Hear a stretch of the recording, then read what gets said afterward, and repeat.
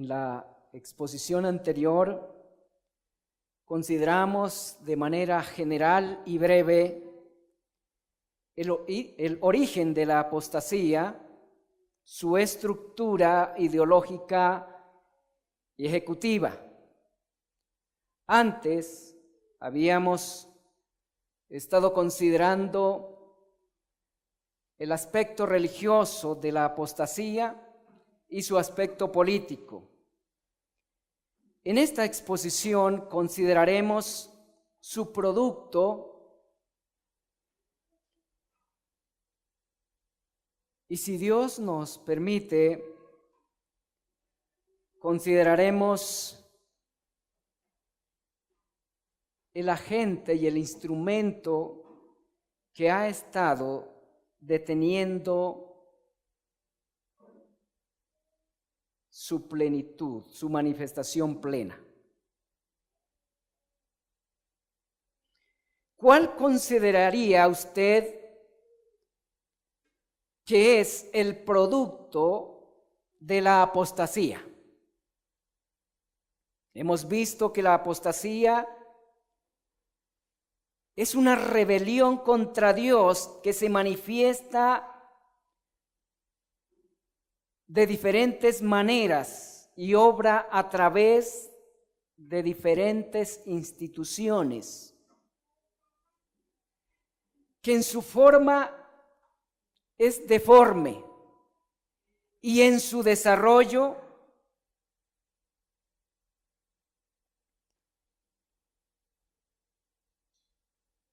sus aspectos van cambiando, es decir, es metamórfica. ¿Cuál es el producto de la apostasía? ¿O su fruto? Al contemplar las Escrituras,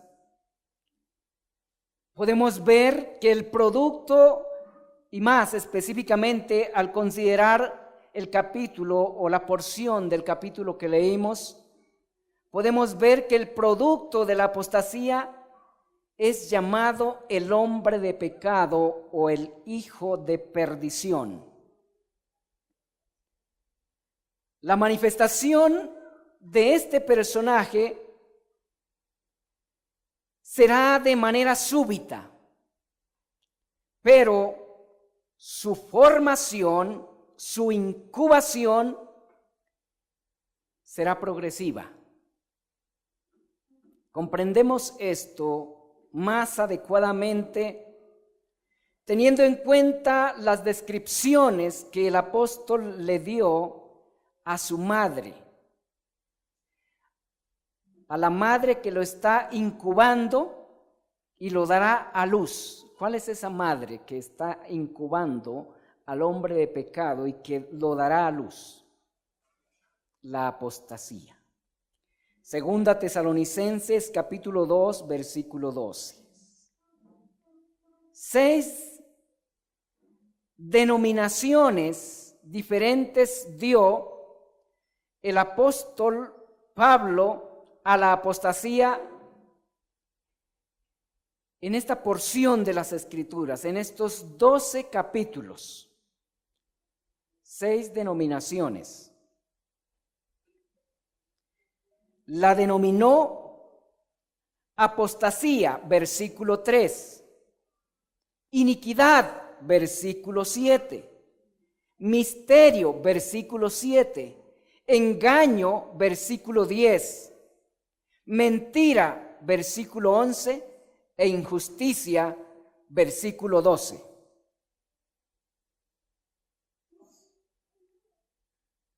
Cada una de estas denominaciones dadas por el apóstol Pablo a este monstruo revela una característica de este sistema que se tornará finalmente,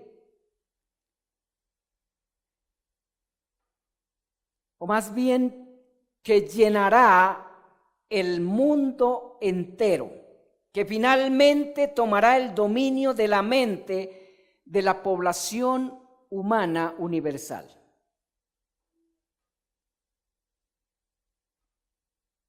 Cada una de estas denominaciones revela una característica de este sistema. El término apostasía denota su aspecto rebelde, subversivo. El término iniquidad denota su aspecto malévolo. El término misterio indica que su naturaleza, carácter, avance y objetivo no es discernible por el sentido común natural. No es fácil de identificar, ni es fácil de percibir su avance, su influencia sobre la humanidad. El término engaño denota su habilidad seductora. La denominación injusticia indica que es un sistema que no obra como corresponde al derecho según la ley de Dios. No le da el lugar que a Dios le corresponde en relación con el hombre, ni reconoce al hombre como realmente es ante Dios. El término mentira indica que sus doctrinas y políticas no corresponden a la verdad, no tienen como base la verdad.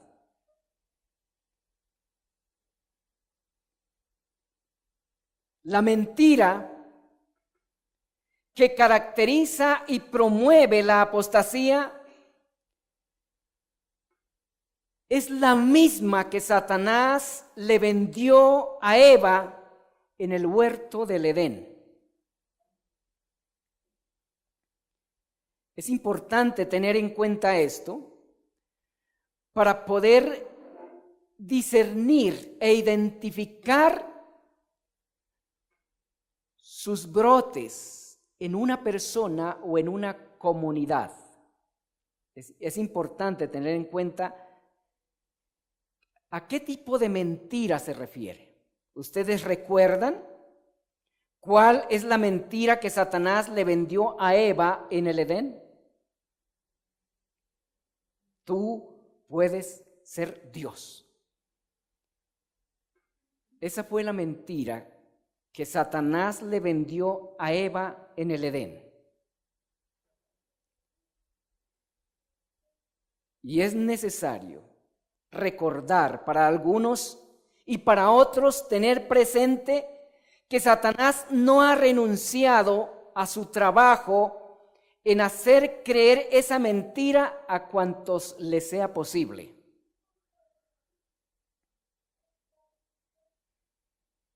Es mediante esa mentira que la apostasía engendrará al hombre de pecado. ¿Cuál mentira? Una mentira específica. La mentira de las mentiras,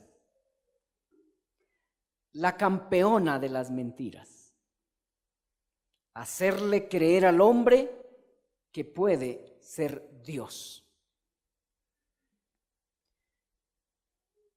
La apostasía, mediante una espiritualidad falsa, o la llamada nueva espiritualidad o neoespiritualidad, mediante una nueva moral, mediante una nueva perspectiva de justicia, mediante una nueva ética y mediante una nueva estética, la apostasía ha venido produciendo un tipo de hombre altivo, un tipo de hombre engreído, un tipo de hombre que se considera a sí mismo absoluto e incuestionable, un tipo de hombre que se considera divino, que se considera Dios.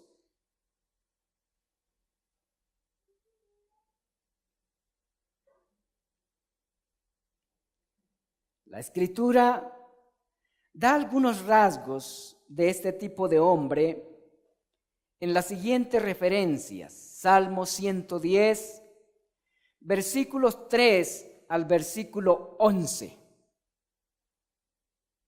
Tomen apunte y leen esta referencia, es larga, tan pronto les sea posible, en sus devocionales para profundizar y ampliar sobre el tema. Otros detalles sobre este tipo de hombre los encontramos en el libro del profeta Daniel, capítulo 7, versículo 25. Y otros detalles amplios y concretos, muy descriptibles, los encontramos en la segunda carta del apóstol San Pablo a Timoteo, capítulo 3, versículos 1 al 5. La primera referencia es Salmo 10, versículos 3 al 11. La segunda es Daniel, capítulo 7, versículo 25. Y la tercera es 2 Timoteo, capítulo 3, versículos 1 al 5. Estas referencias nos dan algunos detalles en cuanto al carácter de este personaje. Este tipo de hombre, a la luz de las Escrituras, será dominante en las últimas generaciones. Y noten que estoy hablando de un tipo de hombre. Un tipo de hombre que será dominante en las últimas generaciones, 2 Timoteo capítulo 3, versículo 1 al 5. El trabajo de la iniquidad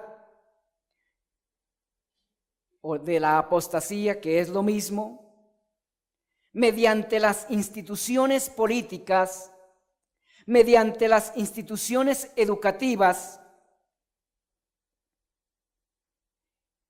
y también mediante algunas instituciones religiosas, con la nueva espiritualidad, dará como resultado una nueva generación de personas centradas en sí mismas. Y de esta nueva generación de hombres o de personas saldrá alguien que encarnará totalmente el espectro del nuevo orden mundial. El hombre de pecado será el más alto representante de este tipo de personas, de este tipo de hombres engendrados por la apostasía. No será el único hombre con esas características, pero sí el más grande de entre todos.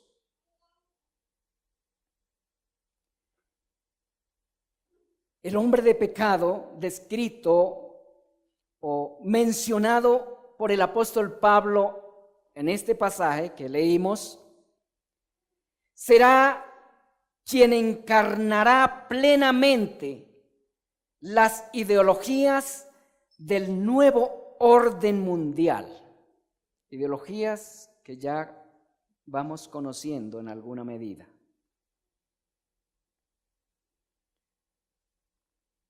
Hay un gran número de ideologías que se están generalizando e institucionalizando en todas las naciones del mundo. Algunas de estas son el androginismo y el transhumanismo. Algunos ya tienen idea de lo que es el androginismo.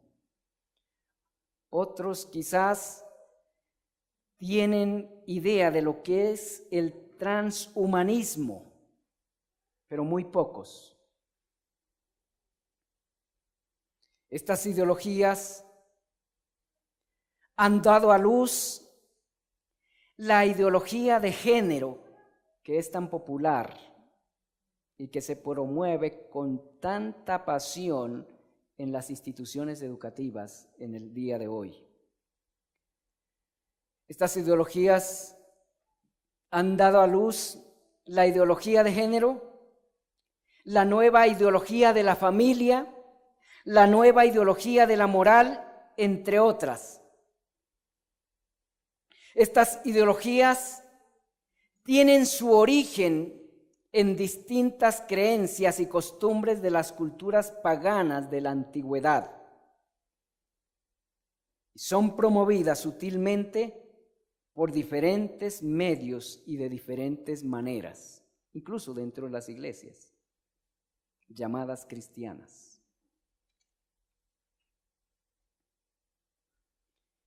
Ese personaje llamado hombre de pecado o inicuo es así llamado por cuanto en este personaje se incuba todas las formas de maldad que puede encarnar un ser humano sin el más mínimo temor de Dios. El carácter de este personaje es absolutamente opuesto al carácter de Dios. Su cosmovisión, en esencia, es absolutamente contraria a la perspectiva del reino de Dios, aunque su intención es simularla. La intención de la apostasía es simular el reino de Dios. Y la intención de su producto, que es el hombre de pecado, es suplantar a Dios. Ese personaje será la más alta encarnación de la maldad. Su insolencia contra Dios no tendrá precedentes. Se llama hijo de perdición por cuanto su condición es totalmente extraviada y su destino es la condenación eterna. Mediante una pluralidad de instituciones democráticas confederadas, ese individuo se pondrá a la cabeza del nuevo orden mundial que se está gestando, un orden político, religioso y económico totalmente opuesto al reino de Dios. Ese personaje, a Daniel le fue descrito como el cuerno pequeño de la cuarta bestia. Daniel capítulo 7, versículos 7 al 8 y versículos 24 y 25 del mismo capítulo 7. El cuerno pequeño descrito allí con ojos y boca de hombre indica que al final de la hegemonía del sistema inicuo, de entre los 10 representantes ejecutivos del poder de este monstruoso régimen, surgirá un nuevo representante que poseerá una capacidad de análisis y argumento que ninguno de sus tipos y homólogos logrará. Estas habilidades lo destacarán sobre sus tipos que lo han precedido y ante sus homólogos contemporáneos. En Apocalipsis, este cuerno no se menciona. Sus ideas sí se mencionan en Apocalipsis 13. Sus ideas y políticas, según Apocalipsis capítulo 13, son ejecutadas por la bestia. Lo que allí se llama bestia es el sistema completo, el sistema regente en general. Ese cuerno mencionado allí por Daniel, o en el libro de Daniel, según la Escritura, es la expresión final y máxima del hombre caído, del hombre sin Dios o del hombre en rebelión con Dios. Es la cabeza o representante de un tipo de hombre cuyo carácter en la Escritura es denominado de diferentes maneras. En el Salmo 10 es llamado el malo en singular.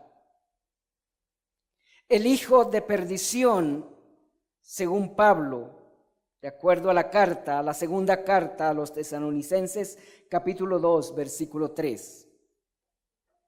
Allí también el apóstol lo llama inicuo, versículo 9.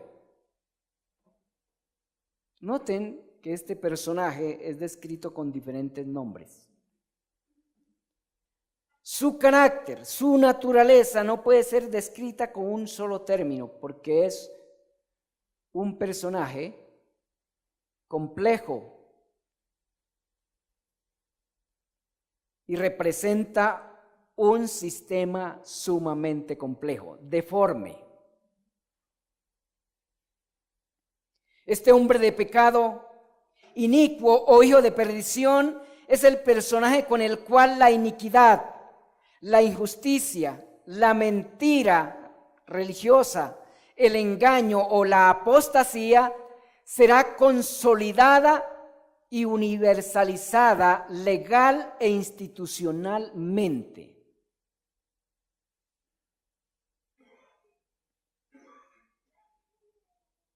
¿Cuáles son las características más sobresalientes de este personaje llamado el hombre de pecado? Según lo que dice el apóstol Pablo, el hombre de pecado se caracteriza por ser un personaje centrado en sí mismo, sumamente altivo. Dice el apóstol que se opone y se levanta contra todo lo que se llama Dios y es objeto de culto. ¿Qué significa esto? El primer término o la expresión se opone implica resistencia, rechazo. Quiere decir que tal personaje es un tipo de hombre que no reconoce a nada ni a nadie como Dios. El segundo término o expresión se levanta contra todo lo que se denomina Dios y es objeto de adoración, denota su altivez. Altivez que expresará en persecución con quienes no estén dispuestos a aceptar sus pretensiones de ser divino.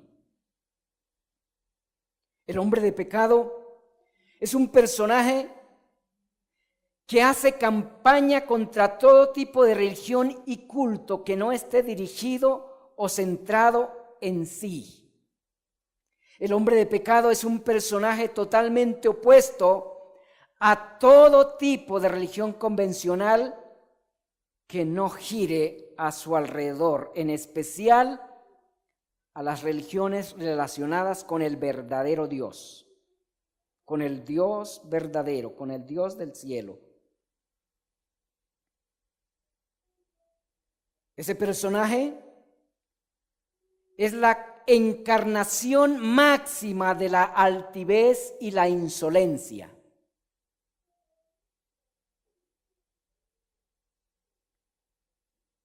El apóstol dice que el hombre de pecado es un personaje que se sienta en el templo de Dios como Dios, haciéndose pasar por Dios.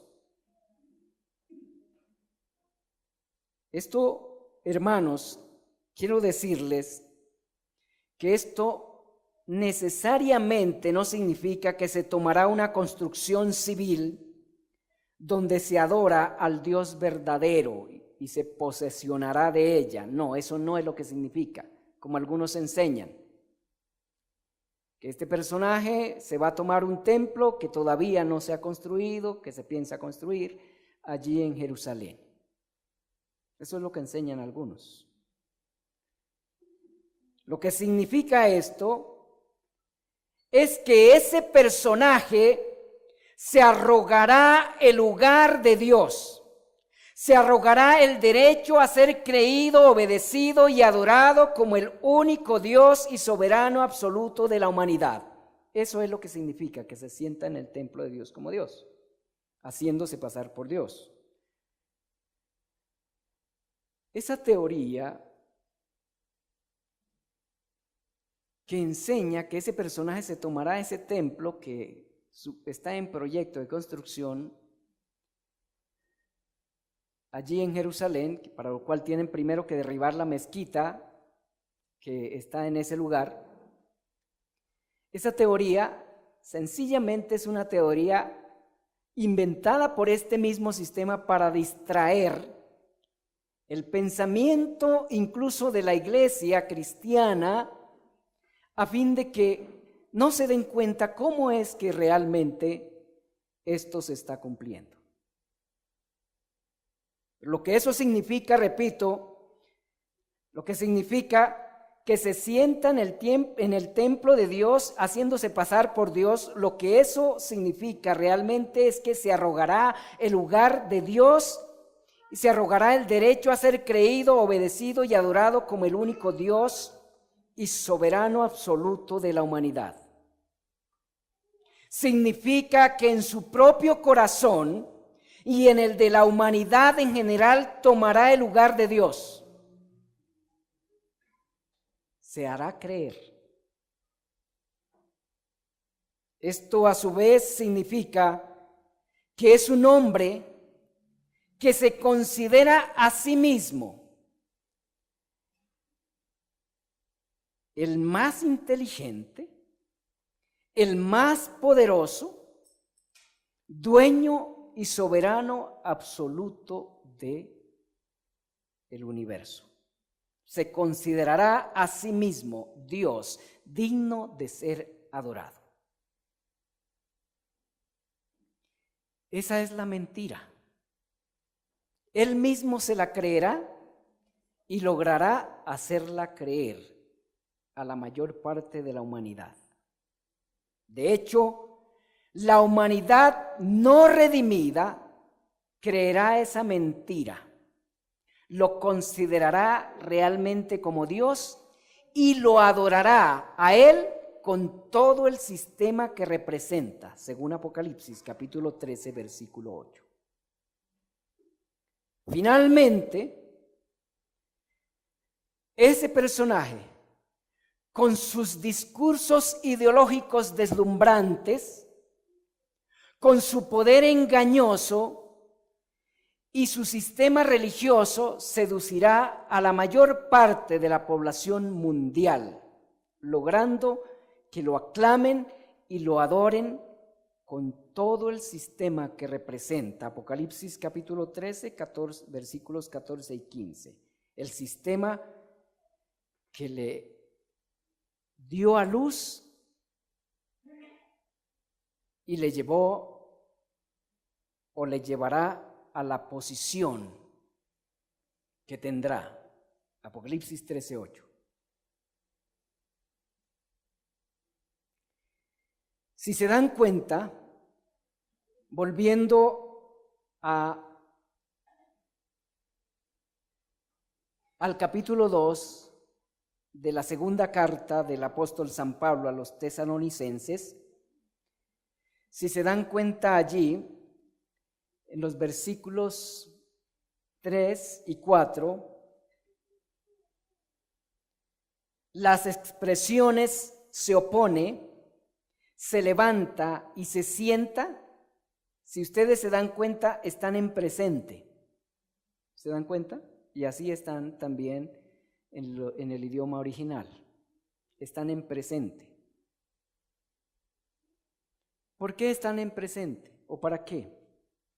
El apóstol Pablo las puso en presente para indicar o para anticipar el trabajo previo del espíritu de tal personaje, su trabajo sistematizando su hegemonía, es decir, preparando su llegada mediante lo que el apóstol llamó el misterio de la iniquidad.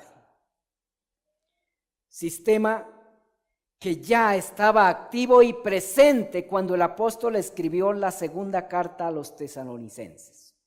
Pablo dice que ese sistema de iniquidad que pariría al hombre de pecado ya estaba presente y activo. Según la información que nos dejó el apóstol, en esta carta no se ha manifestado en su plenitud porque ha habido alguien y algo que ha estado deteniendo el desarrollo de ese sistema apóstata e impidiendo la manifestación de su máximo representante. Pablo lo dice ahí en el versículo 6 y en el versículo 7 del capítulo 2 de la segunda carta. Voy a leerlo. Y si tienen la Biblia abierta ahí en el pasaje, pueden mirarlo ahí también. Hablando del sistema, Pablo en el versículo 6, hablando del hombre de pecado en el versículo 6, dice: y ahora vosotros sabéis lo que lo detiene, a fin de que a su debido tiempo, un tiempo ya determinado, se manifieste. Y versículo 7 dice: porque ya está en acción el misterio de la iniquidad. Ese mismo misterio de la iniquidad es el mismo que llama apostasía. Solo que hay quien al presente lo detiene hasta que él a su vez sea quitado de en medio, y entonces se manifestará aquel inicuo, cuyo advenimiento es por obra de Satanás, con gran poder y señales y prodigios mentirosos. Me salté unas frases para hacer más entendible el punto. Y aquí entramos a una de las interrogantes más intrincadas que plantea el pasaje. Sé que hay diferentes posiciones. Las he estudiado durante mucho tiempo, pero no las he estudiado simplemente para acogerme a ellas así, porque sí. Una de las cosas que le agradezco al Señor es que nunca me agarro de una posición de inmediato. La tomo, investigo y trato de verificarla al máximo a la luz de las Escrituras. Hay diferentes posiciones respecto a esto. Se han dado diferentes respuestas en cuanto a qué es lo que lo detiene. La pregunta que nos plantea aquí es esa: ¿qué es lo que ha estado deteniendo la manifestación del hombre de pecado? ¿Qué es? ¿Qué dicen ustedes? ¿O qué han oído? Bueno, ¿se dan cuenta? Unos han dicho que es el arcángel Miguel. Sí, hay autores respetables que argumentan y sustentan esta respuesta, que es el arcángel Miguel. Otros han dicho que es el Espíritu Santo el que lo detiene. Otros que es la presencia de la iglesia la que ha estado deteniendo la manifestación de este personaje. Y un cuarto grupo ha dicho que es el imperio de la ley fundamentada en los principios y valores de la razón universal afines a la ley de Dios. ¿Notan las diferentes respuestas? Cuatro, sí. La cuarta respuesta. Son 4 respuestas que se han dado. El arcángel Miguel, el Espíritu Santo, la iglesia y la ley, la ley fundamentada en los principios y valores de la razón universal afines a la ley de Dios.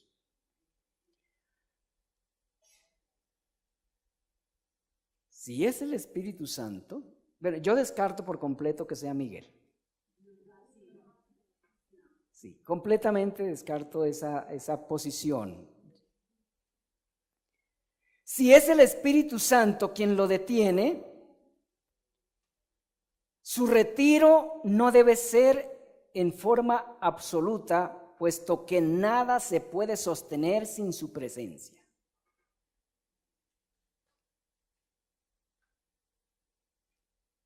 Según lo que dice el apóstol, había algo y alguien que lo estaba deteniendo.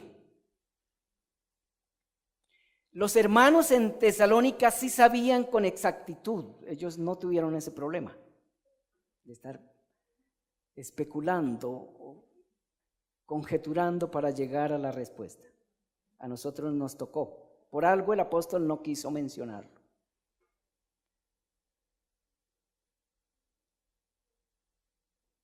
Pero por la información que nos da el apóstol, es un detalle que la mayoría no tienen en cuenta. El apóstol dice que había algo, pero también alguien que lo estaba deteniendo. El algo lo indica en el artículo neutro, lo del versículo 6, nótenlo ahí. El alguien lo indican los pronombres quién y él del versículo 7. Eso indica que quien lo detiene es una persona y lo hace mediante un instrumento. Y quiero ir despacio en esto porque sé que para poder sentar mi posición tengo que derribar las otras posiciones. Y ese es mi objetivo, derribar las otras posiciones. Aunque todavía no he dicho cuál es mi posición.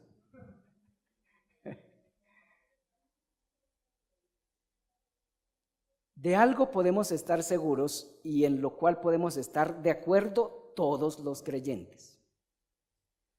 Es que el agente que lo detiene es de naturaleza y carácter celestial. ¿Sí? ¿Estamos de acuerdo con eso? Es imposible creer otra cosa. De eso podemos estar seguros, que el agente que lo detiene es de naturaleza y carácter celestial. Y el instrumento que lo restringe, también podemos estar seguros que ese instrumento está fundado en principios y valores que corresponden a la verdad y por tanto opuestos a la apostasía y al hombre de pecado. Es decir, principios y valores que corresponden al evangelio. De eso podemos estar seguros.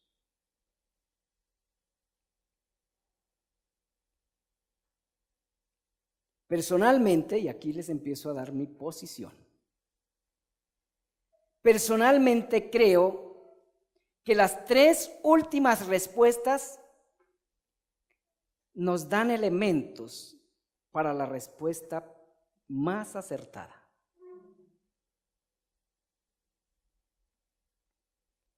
El agente que estaría restringiendo o impidiendo la manifestación del hombre de pecado, sin duda, es el Espíritu Santo, sin duda. Y el instrumento son las instituciones de control estatal que conservan los principios y valores del reino de Dios por la influencia de la iglesia sobre, en y a través de esas instituciones.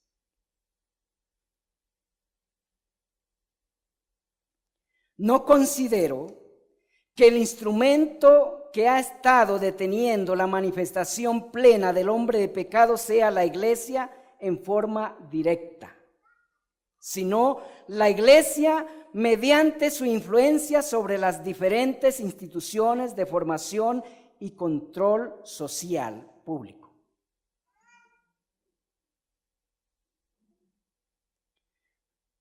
Y esto no es difícil discernirlo. Cuando los valores bíblicos sean retirados o desaparezcan por completo de las instituciones de control público, la iglesia no podrá hacer nada para evitar la plena manifestación del inicuo.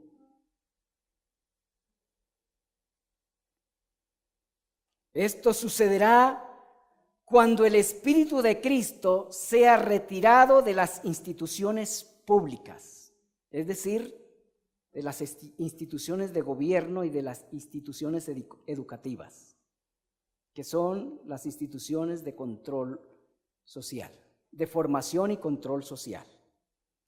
Cuando el Espíritu Santo sea quitado, no de la tierra ni de su iglesia, sino de las instituciones de control público, ellas también desaparecen o desaparecerán.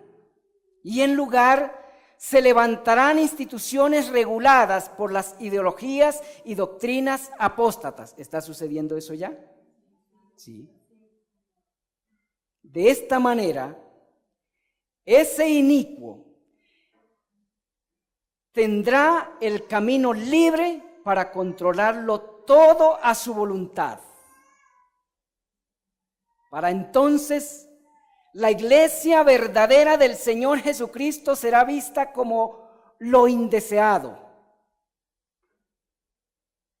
como aquello que debe ser aniquilado, porque la iglesia verdadera de Dios será vista como un elemento antisocial, inconveniente para el desarrollo pleno del sistema que se piensa implantar.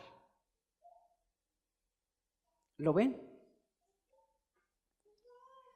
Para ese entonces los verdaderos creyentes serán tratados y perseguidos como antisociales. Y es por eso, hermanos, que constantemente les ruego que aprovechemos estos pocos momentos que nos quedan para reunirnos y fortalecernos en el Señor, en la fraternidad que Dios nos ha dado en Cristo, orando juntos, resolviendo los problemas que nos aquejan y ante todo el peor de los problemas, el pecado. Tratando de eliminarlo al máximo de nuestras vidas y de nuestras comunidades, impidiendo que la influencia de la apostasía nos divida, porque ese es uno de los trabajos que ha venido haciendo, es infiltrar ciertos elementos dentro de la iglesia para fragmentarla y así debilitarla. Y lo ha logrado en gran manera. Con concepciones equivocadas de iglesia. Lo ha logrado también con concepciones equivocadas de autoridad pastoral. El espíritu sectario que en parte se ha apoderado de la iglesia y el autoritarismo pastoral, así como la arrogancia que todavía nos afecta entre los pastores. Ustedes saben que es difícil tener fraternidad pastoral.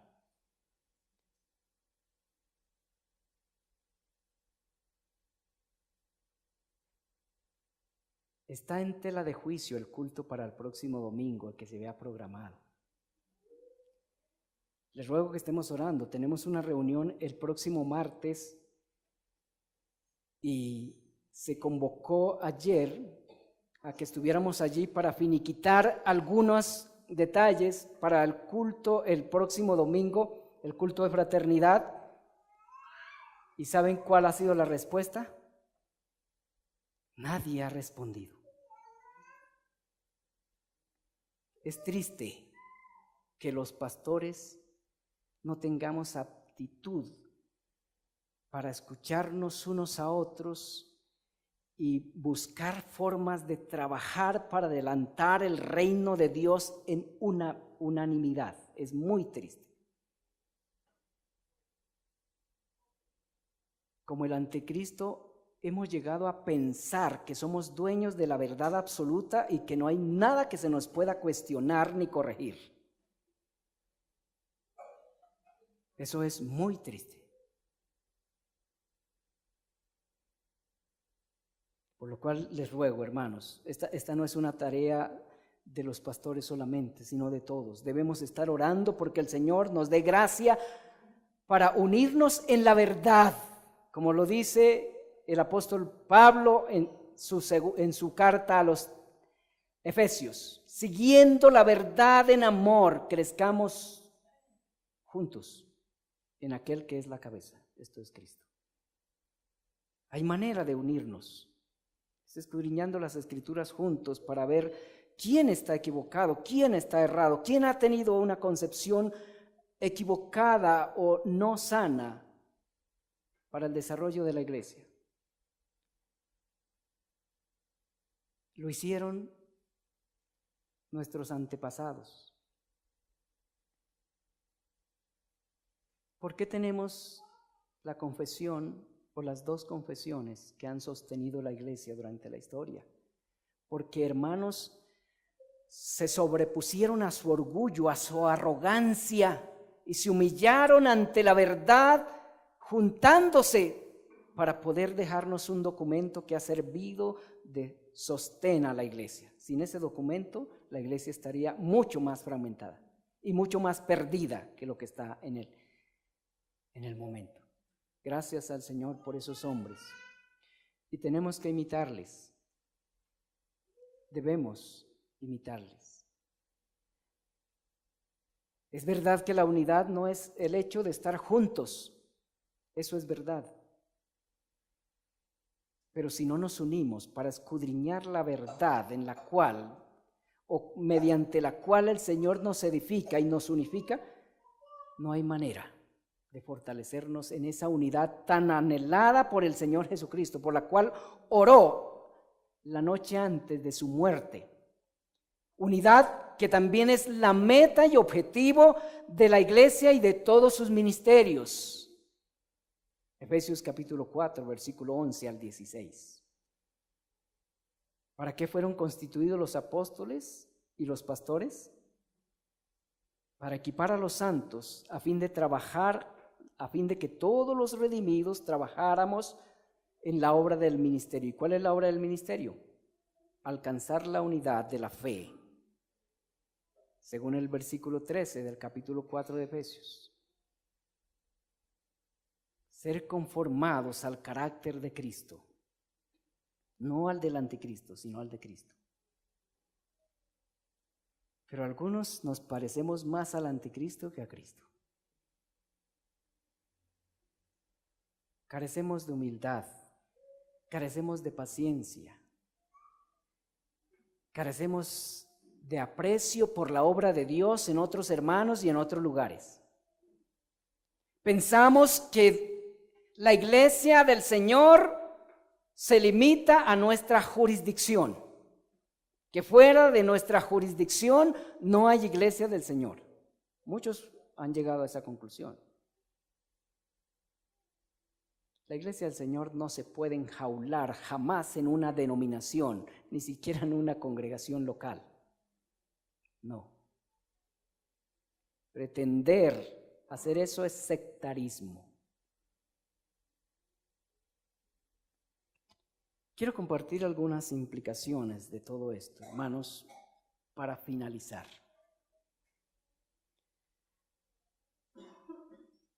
Me regalan unos minutos. Dije que hasta las 11:30, pero permítame compartir estas implicaciones rápidamente y algunas lecciones sobre el punto, sobre el tema. Una, debemos, a la luz del pasaje que venimos considerando, implica que la apostasía es un sistema de cosmovisión o una manera de ver el mundo y la vida completamente en oposición, como ha sido revelada o revelado en las Escrituras. Es una manera de concebir la vida y todo lo que conlleva contraria a las Escrituras. En segundo lugar, implica también que la apostasía y el hombre de pecado se corresponden en naturaleza y carácter. La apostasía para el hombre de pecado, la apostasía da a luz al hombre de pecado y a las generaciones que le siguen, que le creen. En tercer lugar, implica que el hombre de pecado es un tipo de hombre que parece no ser religioso, pero lo es. Se adora a sí mismo. Pretende y procura que la humanidad entera lo adore.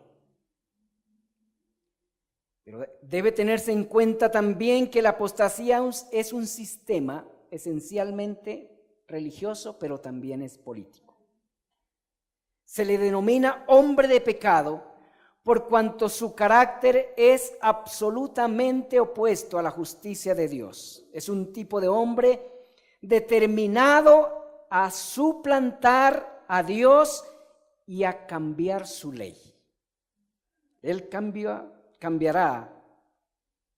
Ese personaje, con su sistema, cambiará de manera oficial los principios y valores universales que corresponden al reino de Dios. Redefinirá la moral, redefinirá la religión, la ética, la estética y la justicia. Daniel capítulo 7, versículo 25. ¿Han visto asomos, hermanos, de estas tendencias en algunos personajes públicos de la actualidad? En cuarto lugar, implica que la apostasía era una forma de pensamiento ya presente, aunque no dominante en el tiempo del apóstol Pablo. Y el hombre de pecado, un tipo de hombre en gestación en su tiempo. Y tanto la apostasía como el hombre de pecado surgen de lo que el apóstol llama el misterio de iniquidad ya en acción en su tiempo, pero restringido por alguien y mediante algo. ¿Qué aprendemos de esto? Aprendemos, en primer lugar, que la apostasía es una forma de ver y de vivir la vida de manera opuesta a la verdad revelada por Dios en la Escritura, y el hombre de pecado, uno que se considera a sí mismo Dios. En segundo lugar, aprendemos que la apostasía y el hombre de pecado se corresponden en naturaleza y carácter. El hombre de pecado surgirá de una generación de hombres sistemáticamente formados sobre un sistema de valores opuesto a los del reino de Dios.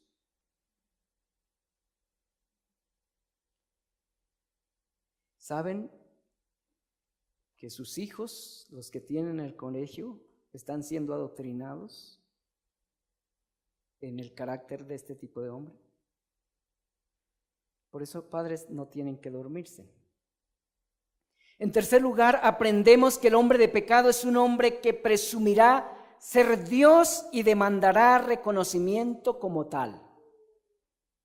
Y en cuarto lugar, aprendemos que hay un agente y un instrumento de parte de Dios que ha estado deteniendo la universalización de la apostasía y por ende la manifestación de este personaje. Y lo más probable es que quien lo detiene es el Espíritu Santo con su presencia en las instituciones de control público que fueron instituidas sobre los principios y valores del reino de Dios por la influencia de la iglesia en el mundo. Ustedes saben que la iglesia tuvo una influencia grandísima, sobre todo en Europa y en las Américas. Y casi todas las constituciones de los países europeos y americanos están todavía, gracias a Dios, fundamentadas en gran porcentaje en valores bíblicos, por la influencia de la reforma del siglo XVI. Pero eso se está barriendo. Y hay un afán por barrer, por quitar todo lo que huela a Biblia, todo lo que huela a evangelio, todo lo que huela a cristianismo. Hay un afán por quitarlo de las instituciones públicas, de las constituciones que rigen nuestros países. Y llegará el momento en que será barrido. Y por último, permítanme hacer unas breves aplicaciones. ¿Qué tan avanzada está la apostasía en la actualidad? ¿Y qué tan cerca está la manifestación del hombre de pecado a la luz de lo que podemos comprender? Sin duda, la apostasía hoy está más avanzada que cuando el apóstol Pablo escribió esta carta a la iglesia de los tesalonicenses, sin duda. Con seguridad, hoy la manifestación de ese personaje inicuo está más próxima que en ese tiempo, con seguridad. Ya ha habido muchos tipos de ese personaje. Los conocemos en la historia. Y el último, el que encarnará el pecado en su expresión máxima y quien encabezará la más horrorosa rebelión contra Dios y su pueblo, no demora en aparecer. Sin embargo, la iglesia está dormida. Bueno, la iglesia verdadera nunca se duerme. Los que son perseveran y perseverarán, aunque tengan que entregar su vida por el Señor y por su evangelio. Será un tiempo de purificación de la iglesia, donde los que son pasarán y los que no se quedarán. Y como lo dije en otra ocasión, que algunas personas se ofendieron, para hundir más la inyección de la lección, les debo preguntar, ¿qué tanto y en qué medida las instituciones de control público están fundadas en valores que corresponden a los del reino de Dios? Ya son muy pocas realmente las instituciones educativas, religiosas y gubernamentales que no estén infiltradas por movimientos apóstatas, promoviendo la apostasía y preparándole el trono a este satánico personaje. Son pocas las instituciones, incluso religiosas, que no están infiltradas por este sistema llamado apostasía.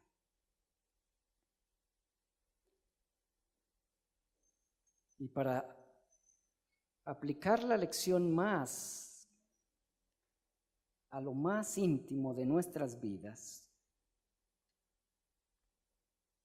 hay que hacer la siguiente pregunta: ¿cuáles creencias y forma de vida.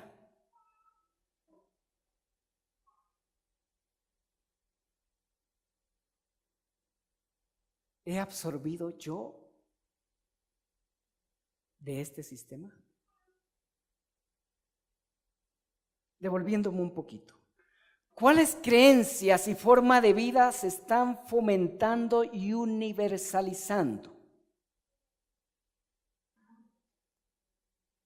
La fe en el yo personal, en el poder del pensamiento, en las energías cósmicas. La religión de las nuevas generaciones es esta: fe en el yo personal, en el poder del pensamiento y en las energías cósmicas. Esa es la doctrina de las nuevas generaciones. Sí, ve que donde quiera usted va se habla de las vibras. Las doctrinas del pensamiento positivo y la motivación personal ya se predican aún en las iglesias evangélicas como si fuera palabra de Dios, ¿sí o no?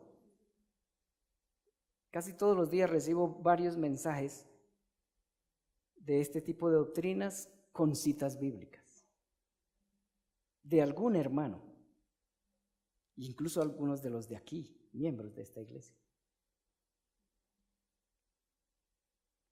La mentalidad de los padres ha sido programada de manera sutil con el fin de que eduquen a sus hijos para que crean que en el mundo no hay nadie más importante que ellos. ¿Sí o no? Tú eres el rey, tú eres la reina. Esas palabritas fomentan esa doctrina. Muchos pastores se han dedicado a divertir a su feligresía o a entretenerla. Y para ello han introducido toda clase de novedades culturales. De manera que las capillas ya no son recintos de adoración donde se proclaman los atributos de Dios, sino escenarios artísticos que exhiben los talentos humanos para complacer a la asistencia.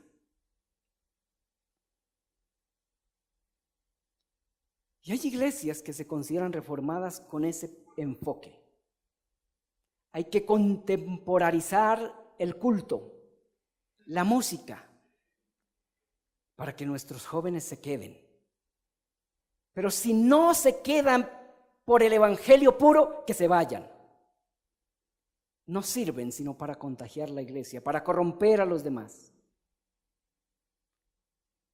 Hay que contemporarizar el evangelio para que obre la redención y la santificación del pueblo de Dios. No. Lo que enseñan las escrituras es lo contrario. No os conforméis a este siglo. Es la exhortación del Espíritu Santo.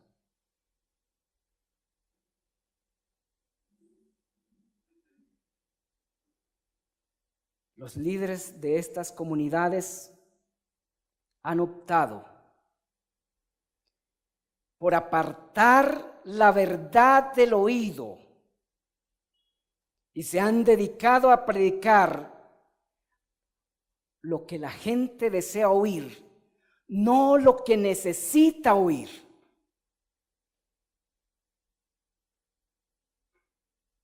Y eso es apostasía. Apostasía camuflada de evangelio. ¿Corresponde mi fe o creencia y forma de vida a los principios y valores del evangelio del reino del Señor Jesucristo? ¿O a los paradigmas de la nueva espiritualidad o la nueva moral? Hágase esa pregunta, hermano y hermana. ¿Corresponde mi fe o mi creencia y mi forma de vida a los principios y valores del evangelio del Señor Jesucristo? ¿O a los modelos de la nueva espiritualidad y la nueva moral.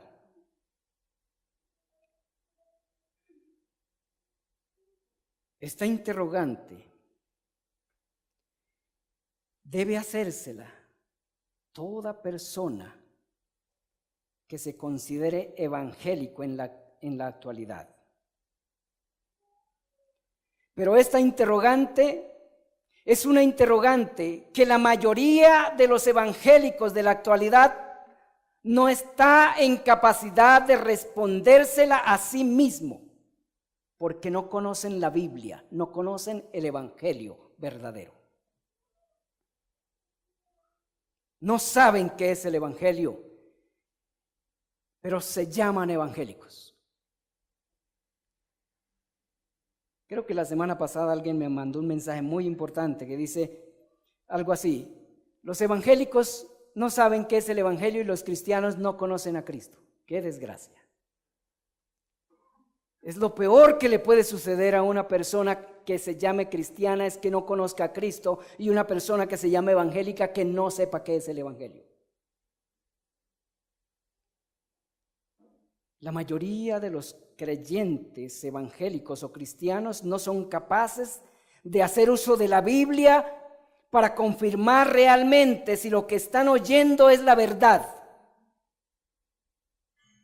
Simplemente se dedican a creer a lo que se les dice en nombre de Cristo, no importa si es mentira.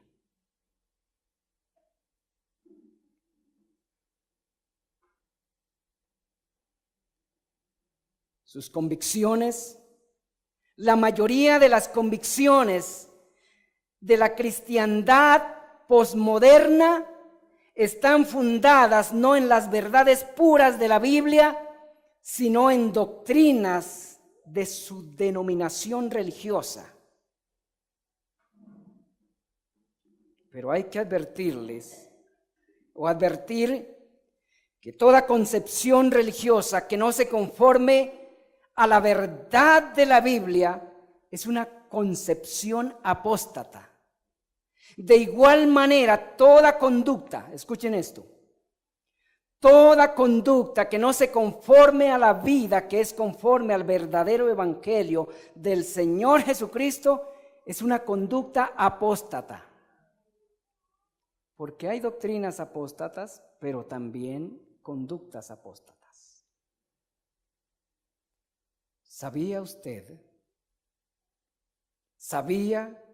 que usted puede ser un apóstata? ¿Sí? ¿Sabía que usted puede ser un promotor de la apostasía en menor o mayor grado? Hay pastores y creyentes apóstatas sin saberlo. El Señor Jesucristo lo advirtió. Se encuentran sus palabras referentes a esto en el Evangelio según San Mateo, capítulo 7, versículo 21 al 23. ¿La recuerdan? En aquel día vendrán muchos en mi nombre, muchos diciendo en mi nombre, hicimos esto y hicimos aquello. Hicimos discípulos, ¿pero de qué? Hicimos milagros. La Biblia dice que el anticristo puede hacer milagros y sus profetas también, y engañarán a muchos, y si fuere posible, aún a los escogidos. Si fuere posible. No se crea escogido por creer la elección y la predestinación. Créase escogido si en usted haya que se está desarrollando el carácter del Señor Jesucristo. Y si no, busque al Señor, escudriñe y ruéguele que le enseñe lo que es el Evangelio, porque es el único que nos puede librar de este monstruo llamado apostasía o bestia, como lo llamó Juan. Toda persona está en riesgo de ser engañada por este misterioso y malévolo sistema llamado apostasía. Y como les decía el domingo anterior, en cada persona hay una semilla de la apostasía, un aliado de Satanás. Y Satanás sabe aprovechar eso para hacer su trabajo en cada persona. Y no hay manera de librarnos sino conociendo verdaderamente al Señor Jesucristo y viviendo conforme a su evangelio.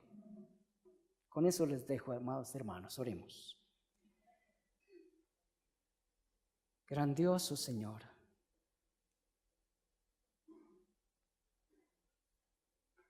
hablar de todas estas cosas que corresponden a la revelación que tú has dado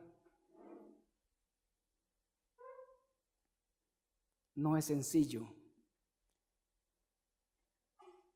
Señor, te doy gracias por haberme concedido en alguna medida dar luz a tu iglesia en este lugar y en el día de hoy. Y a cuantos puedan escuchar estas exposiciones, Señor, que les despierte, que tu gracia obre en ellos para abrir sus ojos y reconocer su estado ante ti y asimismo buscar tu presencia, porque el estado en el que el pecado nos ha dejado no es nada agradable. Señor, socorre a tu iglesia para que cumplamos la tarea que nos has encomendado, para que reflejemos la luz de tu palabra. Socorre a tu iglesia en primer lugar para que la recibamos, que la apreciemos y que una vez, Señor, formada esa verdad en nuestras vidas, podamos iluminar a los que nos rodean, Señor, mostrándonos misericordiosos, pero también veraces, firmes en la fe que nos has dado en tu Hijo Jesucristo. Gracias, Señor. A ti nos encomendamos. En el nombre de Cristo Jesús. Amén.